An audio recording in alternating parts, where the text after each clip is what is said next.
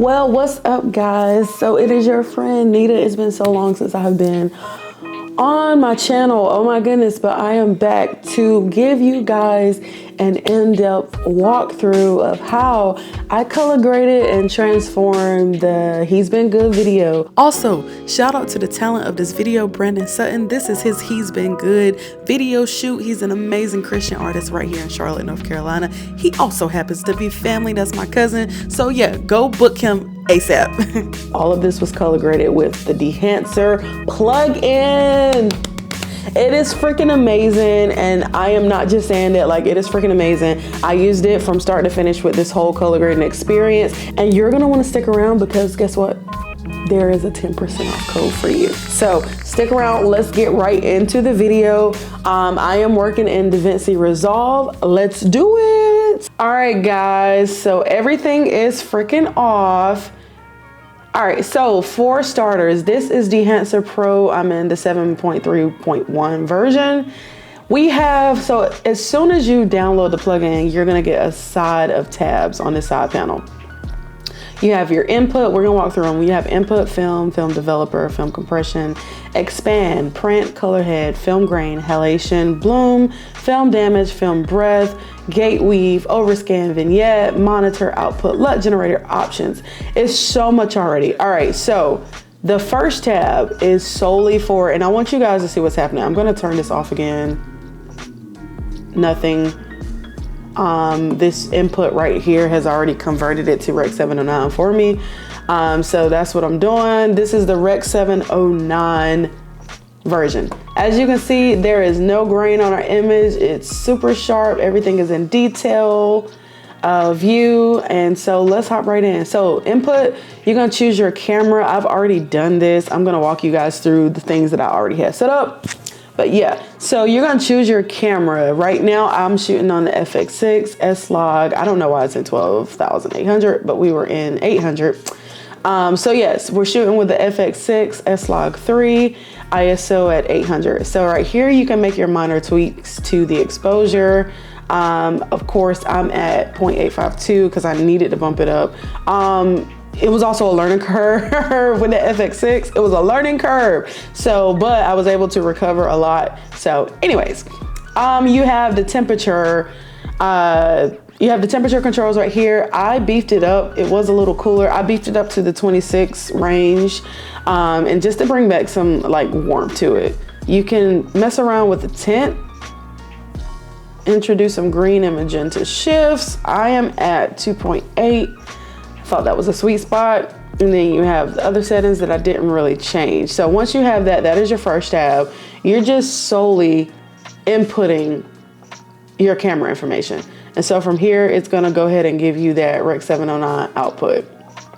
All right, so here's kinda sorta where the fun starts beginning because my faves are further down, but this is one of my faves on the list. This is the Kodak. So we're introducing, I have Kodak Ektachrome E100 2017 film. I'm gonna enable this. So already, if you guys can see, introducing that filmic look is starting to happen. Now you can go through and play around with these. I found what was best for me. I know I have a lot of guys who like really do film for real and they know like, actually I have a Super 8 camera and I know it uses like the 200, one of the Kodak 500T or something. But, and I might be saying it wrong, but it uses like one of those. I'm not really a film girl, but like Will Smith, summertime vibe. So that was the goal. We were already throwing it back old school. We already wanted something. So what better way to bring this all together? You have a push and pull button that you can like introduce more film look or less. I'm gonna keep it where it was, but this is already starting to look good, as you can tell. So in real time, what happened, as soon as I introduced this film look, it gives me that filmic look, but look at my reds. My reds kind of like dulled a bit. So where they were potent right here, they dulled down, and that's fine. We're gonna bring it back. So I just wanted you guys to see that. As it does its thing, you're gonna have to make some minor tweaks along the way, but it is still freaking phenomenal. All right, let's enable the film developer. Here's where we're gonna get some of that color back. we're gonna push it up even in the color boost. So the color boost it's affecting the overall image, but we're gonna bring some saturation back to that red and to the skin tone. So the color boost it's affecting the overall image, but we're gonna bring some saturation back to that red. You have impact that is impacting, some of these are impacting the whole overall image. Your white point, you can bring your whites out. If you feel like you've kind of went too crazy, you can bring some of those whites out, which I'm not even mad at that. We might keep it there. Tonal range, the overall tonal range. I'm gonna keep it where it was. I like it. I don't wanna lose too many highlights. Your color density is another one. I'm gonna keep this where it was. So these are some of the wheels in that. So you have your impact, white point, tonal range, color density. I'll keep it like this for now because when I put on the film, I lost some of those highlights. Now I couldn't bring it back, but I just want to do it. We're solely working in Dehancer. You can do some of this stuff outside in your other node trees, but let's just say Dehancer was all there was. I'm just showing you how easy it is to do it here and recover and do all the things. So without breaking your image apart. So film compression, yes, we brought back some. I'm actually going to beef up that white point just a little so I don't lose too much. I think that's cool. Probably was wrong where I was. Expand. If I enable expand, what I've done was I have increased our black point a little bit. I don't want the faded film look, so I did go and increase our black point just a hair, and you can see it right here. Just beefed it up. It's the subtle things, even the shadows that were happening in the background in the trees. On the guy's shirts, definitely wanted to darken or deepen those shadows. The white point I didn't touch. All right, let's go to print. Print is also one of my faves. You're gonna see what happens. So I'm gonna enable this. I have a few things that are happening here. So I have tonal contrast. That was the only one that I used within this one. Remember when we lost a bit of those colors from the film, from putting the film up there, we lost some of that color density and color contrast. So tonal contrast goes and brings out the tone of the overall image. As you can see, extreme will gradually increase, boom. And so I was resting at about 9.6. I'll go back. Cool. So it's very subtle. And then of course, color density is the same thing. This wheel is just really good for bringing and pushing out some of those colors. And then the same thing with saturation. If you feel like you've went too far in that. Now, in this case, I'm gonna keep it where it is. It does look like my reds are potent, and that's because they are. But in the wheels further down, you'll see how we adjust that. So this is before, after. All right, and then let's keep going. Now we have color head. Color head is literally like your log wheels. You can manipulate the colors and the shadows, midtones, highlights, all of that good stuff. So that's what's happening in the color head. Of course, here, as you can see from the before and after, I introduced more green and more yellow. So I reduced some of that magenta and red. If we go up here, and now we're getting more green hues. Even on the skin, it's kind of taking away some of the redness. Yeah. And like I said, y'all, it's really up to taste. I'm not a professional color gradist, but I do like what I like. And so I know some people will say, well, I want to keep it this way. I want to keep it that way. I was going for a certain look and feel, and at the end it made sense. So, hey, do your thing, boo. Do what works for you. Do what works for you, okay? So yeah, but this is the beauty of Dehancer. You can do what works for your specific style. You don't have to try to do it like anybody else. Do what works for your specific style. So here I reduced my yellows, as you can see, introduced some of those. Same for magenta green. It was here initially, and then I just pushed it up or beefed it up to 5.9. Cyans and reds, not really too much of a difference, but anyways, yeah, 8.3.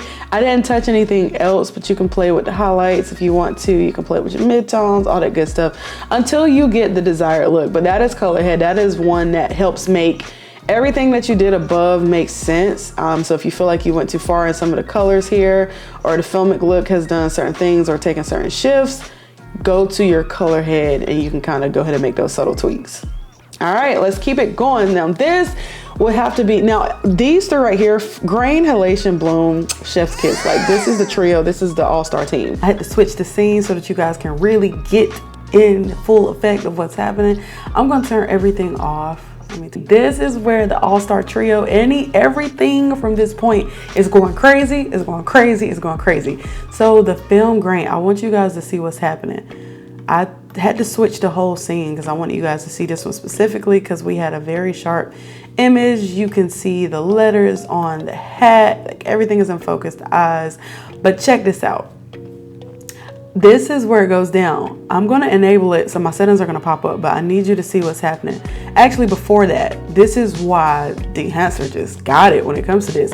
Let's go back and enable what we had on for the film. So already it's breaking apart our image. This is the goal. We're not shooting for a clinical look or a commercial. This is the goal. This is the look that we want. Boom, that's what's happening already. We're introducing this contrast, this punch from the filmic look. We're not done yet. Let's go back. I'm going to turn on what I had up until that point. I think everything is on. All right, boom. Film grain in a nutshell. Let's enable it.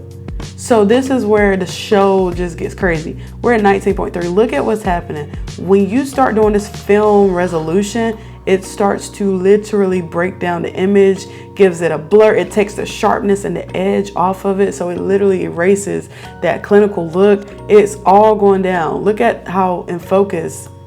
Now Chicago, we can't really see it, but look at how in focus is what it was right here. And this is all to your liking.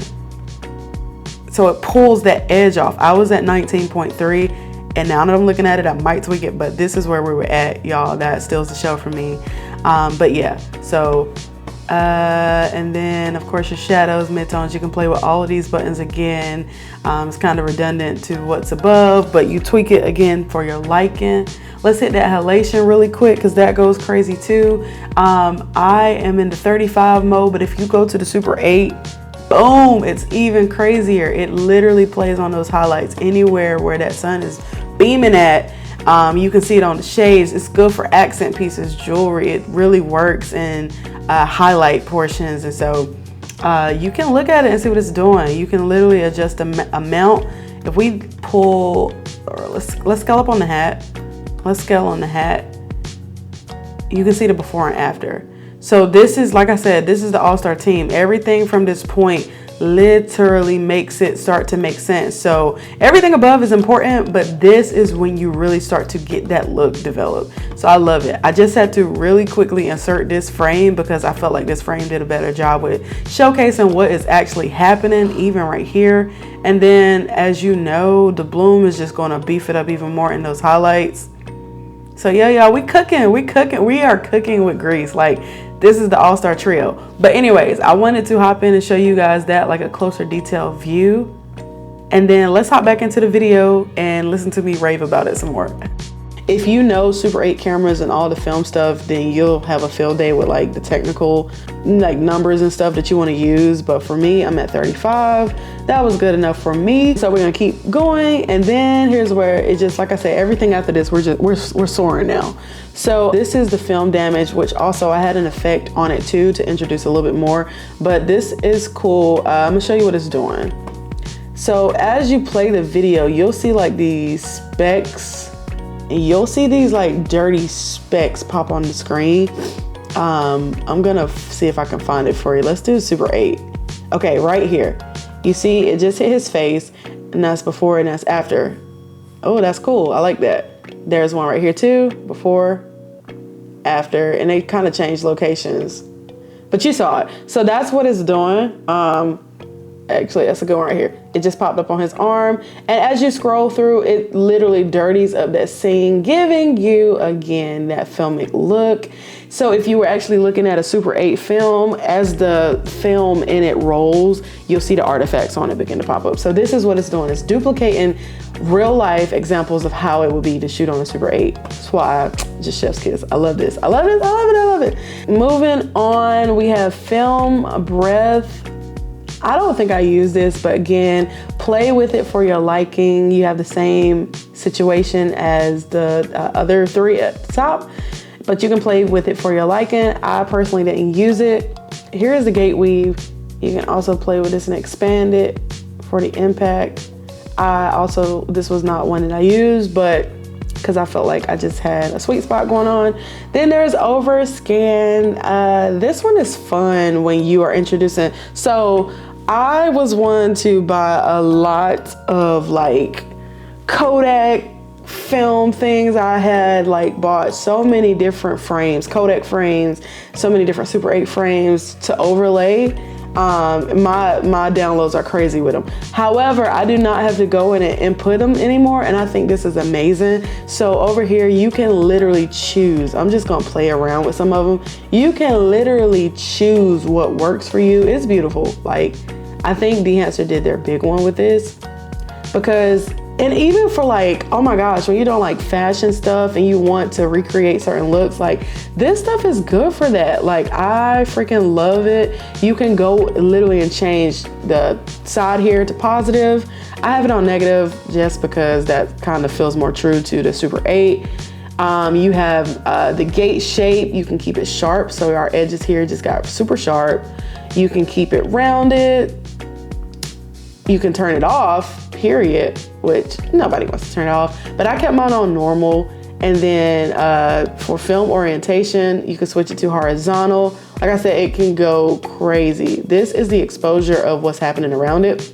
I'm gonna go back vertical for the sake of the 16:9 ratio. You can bring it back in. You can move it around if you want to really get it, that's cool. The lens zoom, this is actually affecting the width of the video within the actual frame. So you can keep that where it is.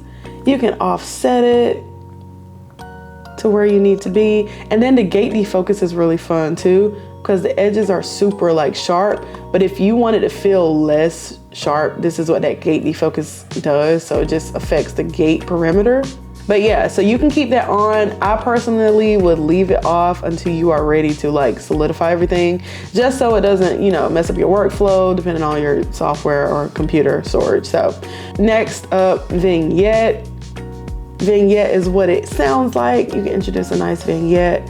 I'm not sure if I had that on, but yeah, it may look okay. Down here, I do love this for outside projects too. So even when I'm not like working on some project, I will come here sometimes and use this for when I'm like just needing to see if I got all my colors correct. So I'll use false color right here just to kind of see, check my IREs, my skin tones, make sure that everything is properly exposed and not blown out. Like in this case, we did recover some, but my sky was whatever. Anyways, but I actually love to use this as a sidebar. This is such a cheat code when you're doing other stuff, or if I film something and I want to bring it in to make sure that my exposure was correct. Sometimes I won't even use any of these settings up here, or I won't be trying to like achieve any type of film thing. I'll just solely use it for the false color. So, and see where I was clipping at and different things like that. So that's what that monitor is for. It works wonders when you're trying to see what, you know, how properly exposed you are, or under or over. Output, it affects everything that you've done. And you can say, hey, I went too far. And you can bring it all the way back, back to the normal state, or you can bring it all the way back to where you had it. So it just depends on what you want. I'm cool with output.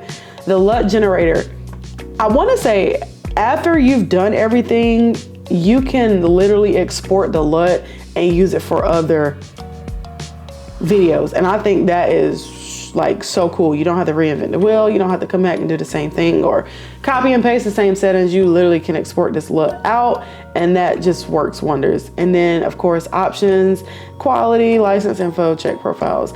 You won't really need that unless you're doing specific things for like the software itself. But anyways, guys, this is Dehancer in a freaking nutshell. I want to show you where we went, how far we have came from a super sharp image. I'm gonna take everything off and just let you know where we came from, period. And I try to do this under 30. I hope that it worked. And boom, we're back, baby. And boom, this is our color grade. Also, it didn't stop there. We had a porch scene that also I used it for. certain effects. I used it for, like, these shots were just butter. And then of course we had some car scenes, which were for a win. Graded this in Dehancer as well. Of course you see like the effects on it, but yeah, so this scene was super sharp, super in focus. Dehancer just brought it out for me. So look at what's happening here. It just gives it that summertime, like that feel. It gives it that throwback look. So I love it. So here's the thing with color grading, especially in Davinci Resolve.